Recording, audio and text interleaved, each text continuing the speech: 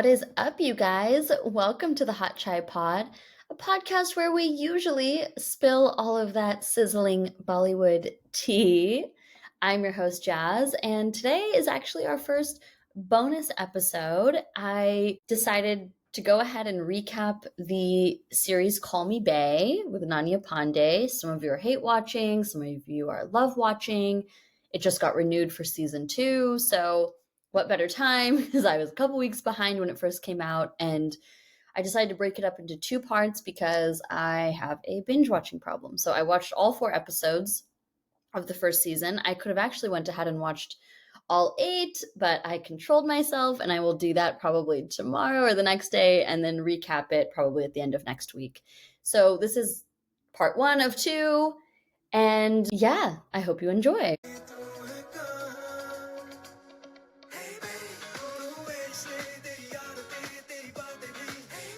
So, jumping into this show, I wasn't so sure what to expect. I did watch the trailer actually because I know that's usually not my policy, but I was like, what is it going to be about? I saw so much chatter that people were saying it seems like a copy of Schitt's Creek, if anyone's seen that, where rich family loses all their money, or Two Broke Girls, or, Emily in Paris. And I think all of those are apt, like, inspirations for the show in some ways.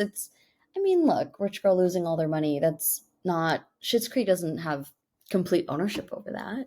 I've seen that happen. I've even seen that play out in episodes of like Gossip Girl or Sex and the City. So, and in that vein, this show has that kind of like cotton candy, suspend your reality a little bit kind of feel, like an Emily in Paris, for sure.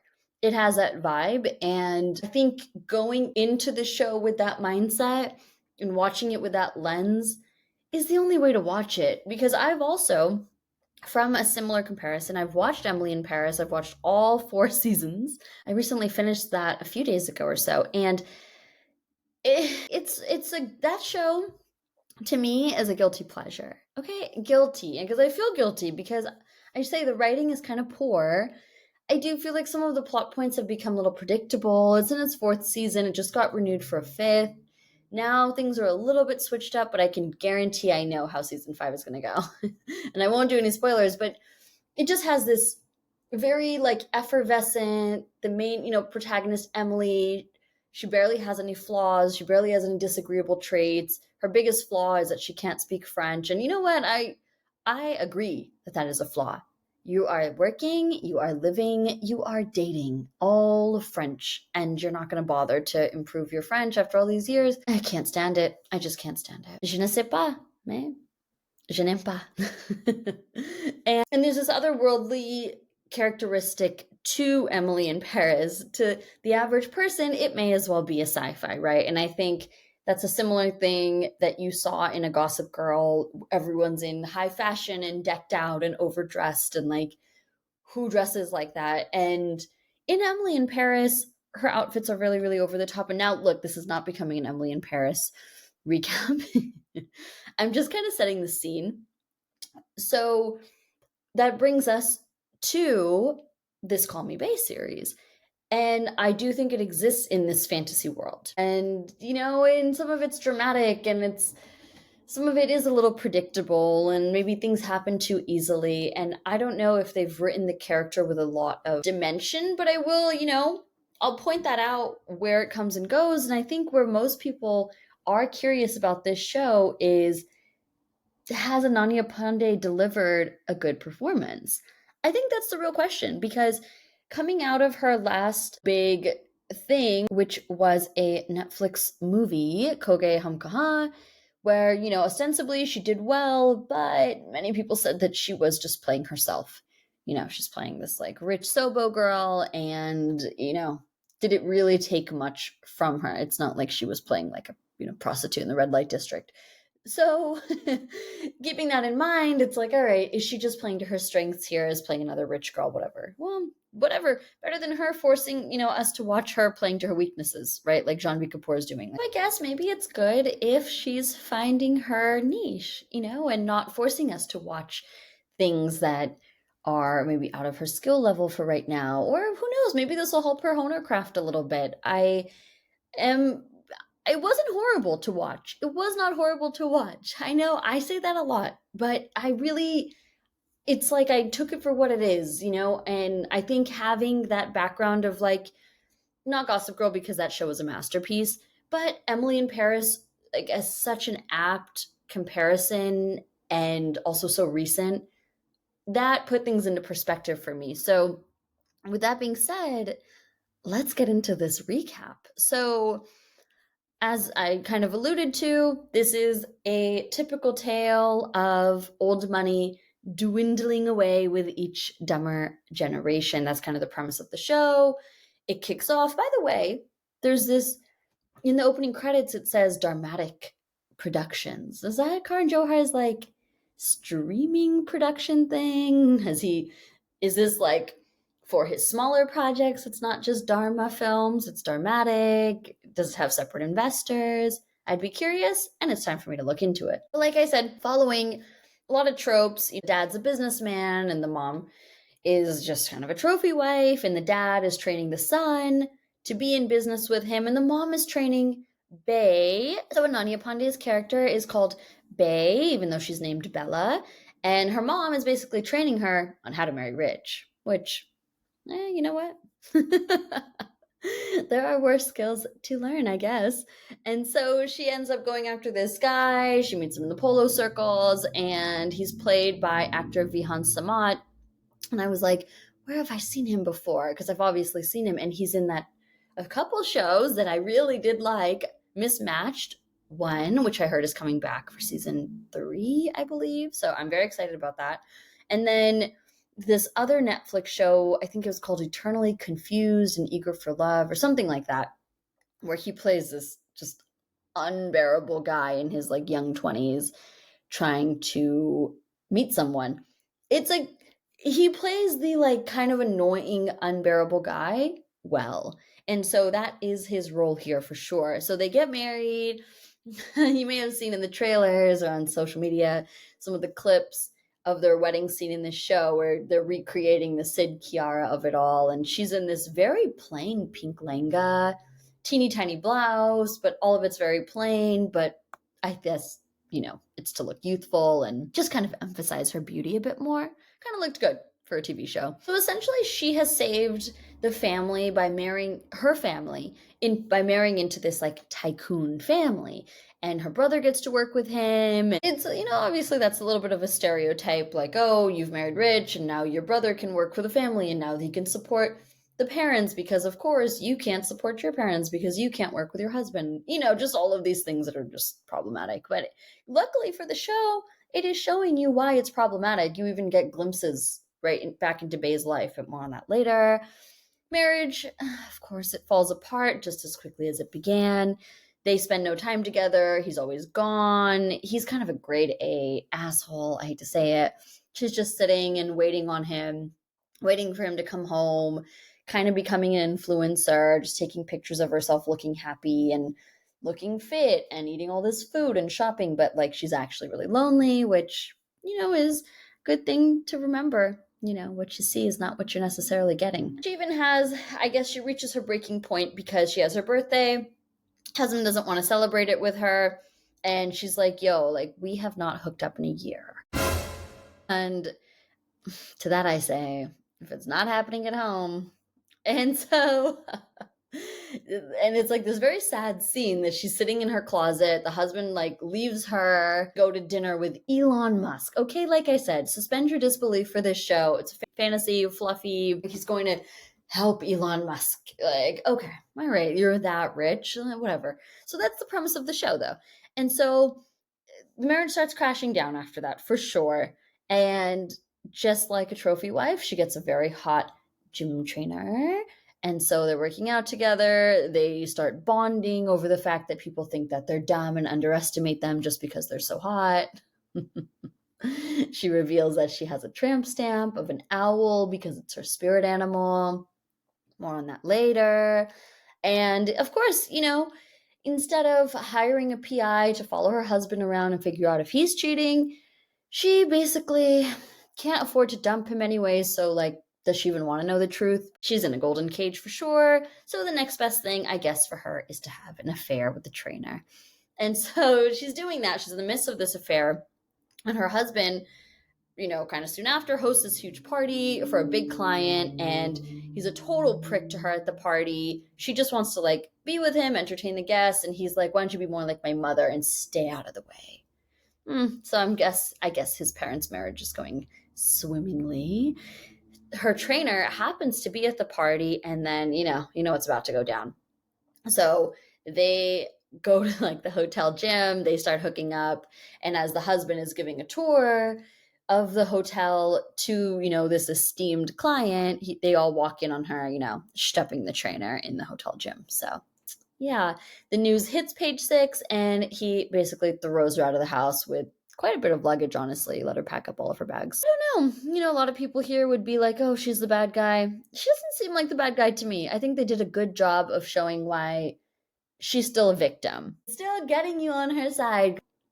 I guess she shouldn't have been cheating with the trainer, but she just felt stuck and lonely and unloved. And that's the whole premise of the show. If people were acting perfectly, we wouldn't have a show. Everyone remember that. So she goes to her parents, and they want to ship her to LA because they're like, you've totally ruined us here in Delhi.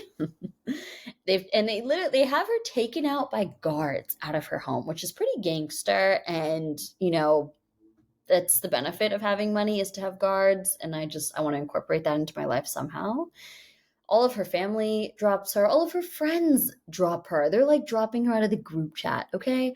So she drunkenly sits in her friend's car. I guess she takes her friend's car, and she is drinking, and a police officer is like, ma'am, you're sitting in a car drinking. And they arrest her, and she has to go spend the night in prison. And she's actually excited because she doesn't have anywhere else to go. So she's sitting in between this like crazy cracked out lady and this very kind of eerie man, and she's talking to the man, and I guess he was put into jail for trying to kill his sister-in-law, but he didn't succeed. And she's like, oh, why didn't you go home to your parents? And he's like, ugh, if my parents were around, none of this would have happened to me. And then she gets all jealous, like, oh, even this crazy man's parents love him more than mine do. It's sad. It goes to show you got to have love and acceptance sometimes as much as you need shelter. We find out Bae is very generous. She helps bail him out with almost the last of her cash. And she finds out that her brother is still in Mumbai. The trainer calls her. He's like desperately calling her to be like, yo, your brother's in Mumbai. He's not in Korea or wherever she thought he was. And so she basically decides to fly to Mumbai to go see. So she goes to Mumbai and she checks into her usual hotel, I guess. So we go into episode 2. All her cards are being declined, and she is being kind of shipped out of the hotel. And she's very generous. Like, she gives out all the things she has, and she gives the staff, her name is Syra, she gives that hotel staff who's coming to kick her out of the apartment basically for, not having enough funds. She gives her a Louis Vuitton bag. And this staff lady does her a favor and indirectly tells her, like, yo, go check out the penthouse. Turns out her brother and her husband are both in the penthouse trying to, like, fix this deal that went awry. And she's trying to beg her ex to talk, trying to beg her brother to talk to her ex-husband. And her ex says, oh, I regret marrying you because my mom said I should marry someone more educated. And I thought, well, I'm marrying for love, and Bae is loyal and Bae is honest. And like, okay, it's a slap in the face for her, right? Because she cheated. So she wasn't those things. Brother gives her the keys to his house, and he's like, I'm not going to defend you because otherwise, now that he's been appointed to CEO of this division within the ex's business, it could jeopardize his position and the whole family. And he's basically like, nothing is more important than this whole business. No one in this family. And yeah, I kind of know what he means, but he's being a sellout. And so she throws the keys back at him, and she calls him a sellout. And she's like, you know what? I'm going to get a job. He's like, oh, you're going to get a job? And yeah, she's like, I'm going to get a job. So she leaves, and she doesn't really know where to go, but the hotel staff, they love her. They're trying to give her money. They're trying to be like, hey, you paid for all my meditation sessions and my this and whatever. And they just are kind of showing over the years how generous Bae has been with them all and how much they love her. And so Syra, the girl who had told her that everyone, that they were in the penthouse, is like, I'm going to help you out kind of thing, and brings her to a hostel to stay with her. And you get flashbacks now of Bae's old life, and you see her when she was in New York living because her ex-husband was in business school, so they were there together. She's volunteering at an animal shelter. She befriends an owl who's in the animal shelter and refusing to eat. She's dressing up as an owl, trying to make it happy. And you kind of get this like Emily in Paris vibe right here, because it's always like the upbeat personality. It's like saccharine, it's like syrupy sweet, but it does make you root for her, right? Because you feel like, okay, she is a good-hearted girl. Like, you want to root for her despite all of her shortcomings. Like, okay, she's a little out of touch and she cheated on her husband, So back to present day. Of course, she gets a job interview at a high fashion company. The designer and the designer's chihuahua both decide she can't have the job because she's talking back to them and asking for a salary. Typical fashion job things, if we all know, being underpaid and overworked. Another flashback of her interning for a lawyer, actually, which you might be a little surprised by, but again, Nepo kid's gonna Nepo. She interned for some famous lawyer. And so she sells her YSL bag to pay rent, essentially, at this hostel. And I guess Syra, the girl from the hotel, lives there for 3 weeks in a row, takes a week, lives somewhere else, and moves back in so that, I guess, she doesn't break the hostel's policy. And at this hostel, they're having like a little bit of like a happy hour, drinks night, and they're doing like a little bit of like slam poetry. And so Bae does a whole slam poetry about Posh Lives Matter.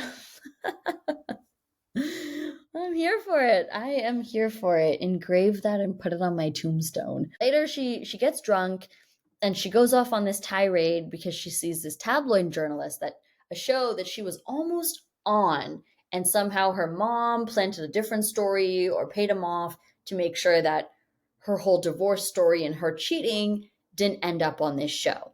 It's like this very sensationalized, horrible tabloid guy.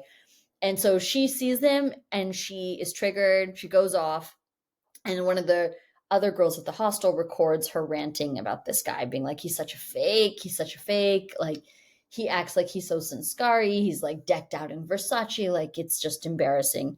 And so she wakes up in the morning hungover AF and learns that she has gone viral. But she goes to work a temp job at the hotel with Syra, and the camera zooms into a hot guy taking swim lessons at the hotel. So, he's about to start mattering. And it's weird because he's like this adult man taking swim lessons at the hotel. So you're kind of like, okay. And then this child at the pool pushes him in, and this demon child pushes him in, and he starts, quote, drowning. And so Bae like walks into the water and she's like, what is wrong with you? Like, how are you drowning? And he's like, I can't swim. She's like, it's 4 feet of water. So then he just starts standing.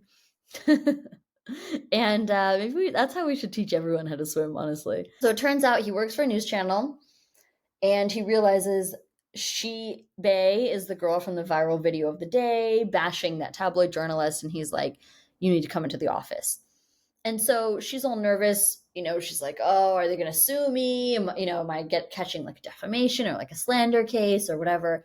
But turns out this hot news guy, he just wants her to work for his team.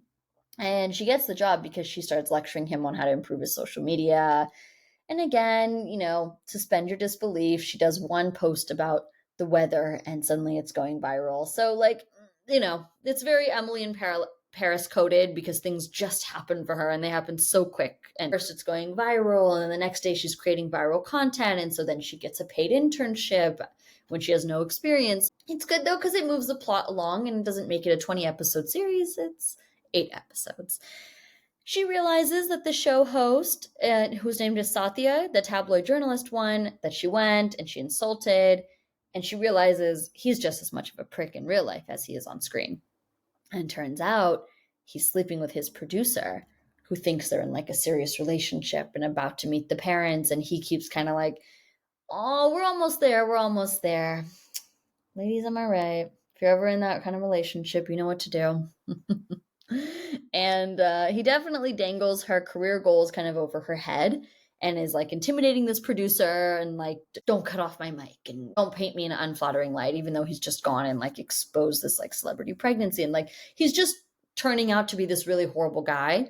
And that'll be very interesting to watch that blow up, because it's a little bit of Me Too movement kind of sprinkled in there, but like it's consensual, but then the power dynamics, and it's inappropriate, and it's a secret relationship. So it will be very interesting to see how that plays out. And then there's another flashback during a game at the hostel, and Bae remembers her past life, and she herself says, I was in a golden cage.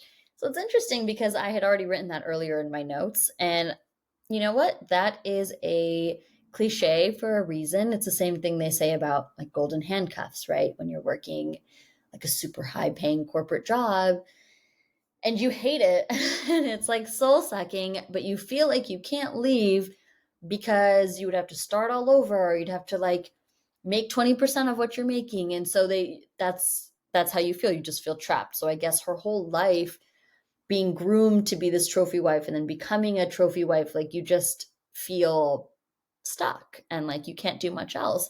And even in episode 1, you would see her tell her mom, like, well, I can go to business school. And her mom basically is like, you are not going to business school. There's nothing for you to do there. And you know, the way her brother dismissed her, like, oh, you're never going to get a job. Like, you keep hearing these types of things about yourself and you're going to believe it enough. And so her new coworker at this media company wants them to be roommates in this very, very tiny flat, but she doesn't know it yet. And so Syra sells the LV bag that Bae had given her, so now she has a deposit. So kind of her generosity comes full circle. And Bae is moving on up. She's, about to be in her own place and have a paid job. And okay, wait, so I guess that was a bit of episode 3 in there as well, because now my notes say episode 4. So yes, I guess I just kept typing. So that's why there's so much happened in quote episode 2. It was not. So it was 2 and 3. And now going into episode 4 to round out this part 1 recap of the series. So we get more scenes with her and her hot ass boss named Neil. And so he's played by Gurfate Pirzada, who by the way is quite young. I didn't realize he was 27 years young. And boy is good looking. Turns out he's a Scorpio. So we're compatible. Just throwing that out there. And yeah, so we get more scenes with him. Love it. Turns out he also hates that tabloid journalist Satya's show, and he hates that it gets so much traction. But at the same time, he doesn't like that kind of visibility and that flashiness, and he doesn't want to be on social media. And Bae tells him, like, you are your show's brand.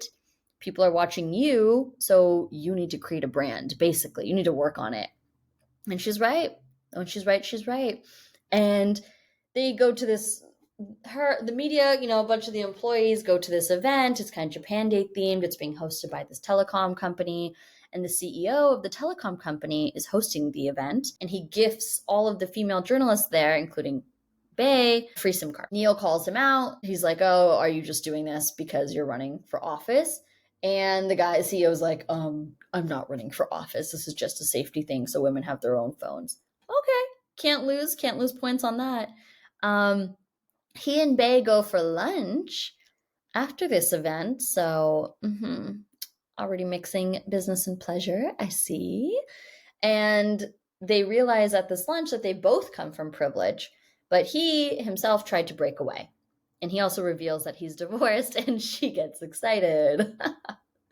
So she's like, oh, cool. Like, you're divorced? Nice. And then we see Bae moving into her new apartment, and it is, it's a humbling experience for her. We'll just leave it at that. It's very humbling because you saw where she was with her ex-husband, with the giant walk-in closets and, the terraces. And now she's sleeping on a pull-out couch. It's a little windowless. It's small. And so she starts hyperventilating and she's like, damn, this sucks. And like the photos were not the right photos at all. And the coworker kind of bamboozled her and was showing her kind of fake photos online to be like, come on, move in with me, because she couldn't afford it alone. So she sits and she begrudgingly starts drinking her glass of Indian wine. And she also makes a joke, as she's putting up all of her racks of clothes, which is extremely relatable to me when I lived in New York. And I also lived in a windowless room for many years, by the way, which was actually technically illegal for them to rent out that room, but I got such a good deal on that place. And I had all these racks of clothes, and then I had all these boxes or like luggage of clothes in a separate closet, like in the hallway. And then I had separate like suitcases and stuff of clothes under my bed. And then I would switch them out for the seasons. So I would switch out all my like stuff and have to like pack it away when it would get cold and pack it away when it would start to get warm, or like try to find something. It was honestly like, I do not know how I did all that. But I guess that's what Bae's about to start doing, and her roommate's getting a heart attack looking at all of Bae's clothes, taking over, which is exactly how my roommates responded when they started to see me. I was like, I need to have the second closet because I get the windowless room, and you guys, you guys get windows, so you don't get a second closet. Roommate's like, no, let's Marie Kondo this, and Bae says, you know what? Marie Kondo got inspired by my closet to start decluttering, and not every space needs to be turned into a hospital. Can't say she's wrong. Can't say she's wrong.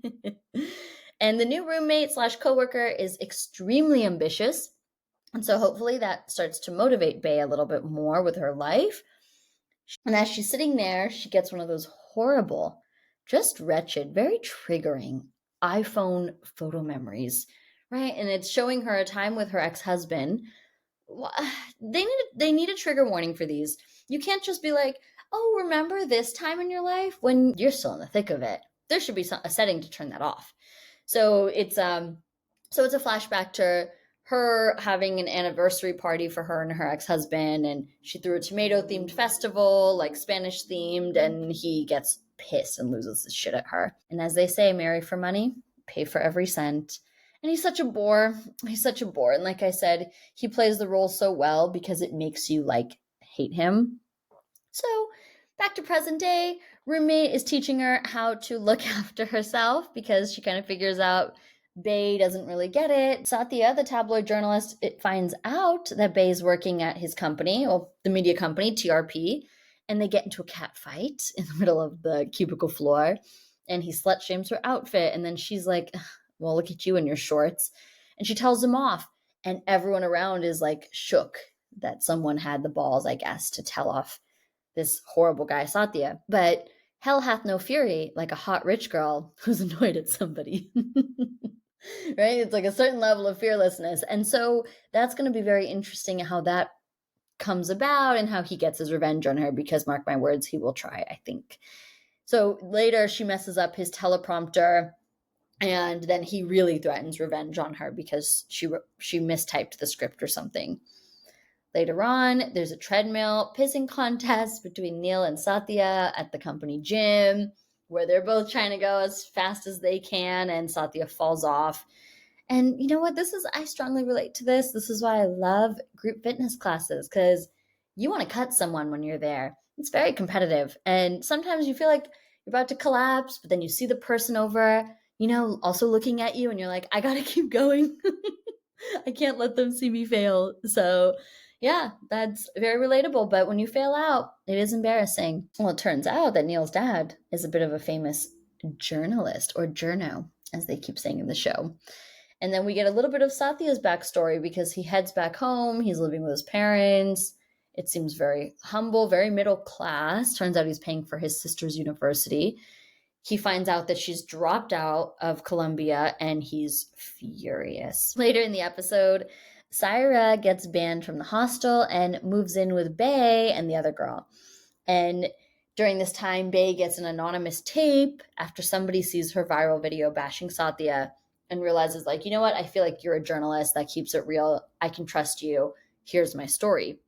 She's about to start watching. And by the way, are interns really journalists? And then we're shocked, okay? Because guess who comes knocking at the door and has tracked her down is Prince, her gym trainer that she had been sleeping with. And she's like, I blocked you. Like, what are you doing here? And he's like, I will give up everything to be with you. So that's romantic. So he comes and sits on the couch. He says he's going to go live in his friend's garage across the street. And it's kind of romantic, but I'm not sure Bae's still into it. I guess you kind of see that she seems a little confused. It's almost like, is the magic wearing off? Because it's one thing to have an affair with a sexy trainer when you're married and you're in a bad marriage and you're trying to escape. So anything is like a fantasy. But when you're in the real world and you're hardening up and you're building your own identity, sometimes you don't want the affair partner anymore. Like they lose their shine, right? Am I right? How do I know this? Anyways, I read too much Reddit. Back to the anonymous tape, they go back to watching this tip off, and it turns out it's a famous actress. You can't see her, she's blurred out. And she's saying she was shooting for a film in London, but she started getting all these gifts and these disgusto messages from somebody. And I'm like, is it going to be Satya who was sexually harassing her? I don't know that they're going to do that because they just tried to soften us to him, at his home, but never mind. Turns out it's someone much more powerful. She's like, the government helps him follow her and blackmail her. And she says it's Mughal Savala. And I think this is the CEO of that telecom company who gave out all the free SIMs. And so Bae freaks out, she gasps, and that's how the episode ends. So a little bit of a cliffhanger. You guys should be really, really proud that I was able to stop myself from going to episode 5. But not for much longer because I will dive back into that tomorrow. I also think I'm going to watch that movie Kill maybe tonight because I had talked about it and I think it's finally on streaming. I'll probably be recapping that later next week. Anyways, you guys, I hope you enjoyed this show recap bonus episode. Stay tuned for part 2, probably in a week or maybe even less. And until our next real episode on Wednesday,